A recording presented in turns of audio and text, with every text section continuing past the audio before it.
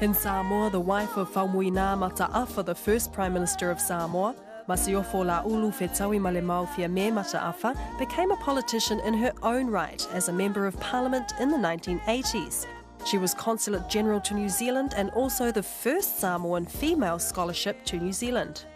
I was spoiled because I grew up in that political environment, and I suppose I always know I would end up in Parliament, I was interested in politics. One of Taui's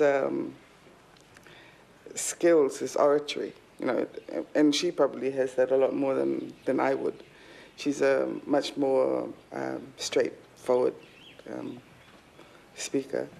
Fiame would just ignore some of the things, where with me, I wouldn't ignore anybody who speaks out of place in Parliament, and as a Matai, I would get up and say, that was out of order.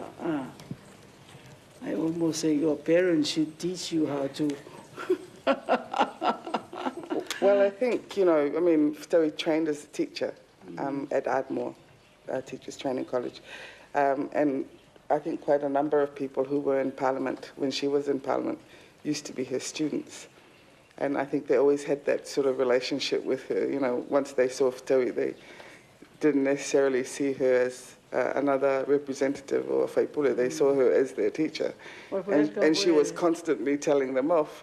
My role as a diplomat, it was also intensified in Samoa as a matai, and of course this is what I enjoy in my life. F.A.S.T Samoa, I enjoy fighting in speeches with Makai, and it's great. It's real privilege and it's honor for me. And there are not many women in Samoa who are like that.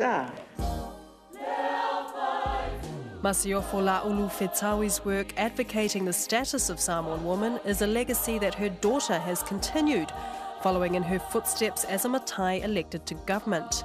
Fiame Naomi is currently the Minister of Education, Sports and Culture.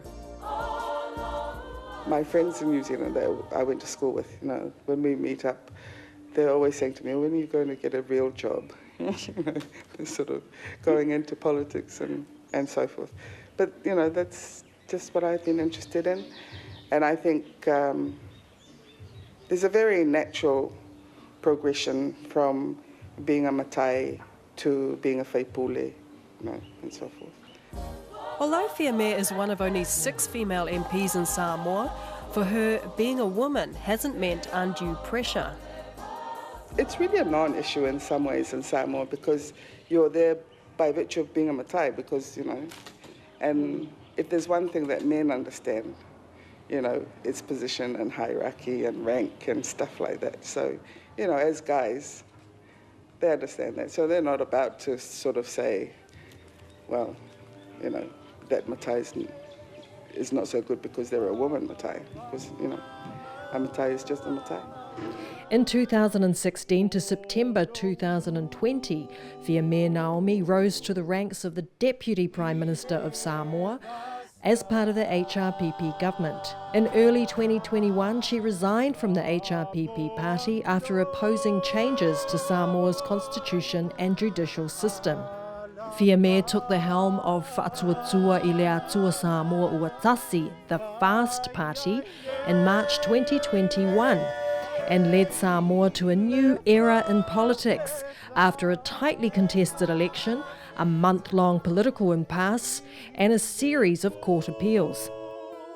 Finally sworn into Parliament on May 24, 2021, Fiame Naomi Mata'afa has now made history as Samoa's first female Prime Minister and the first in the South Pacific region. For overall Samoan politics, this is the first change of government in 40 years.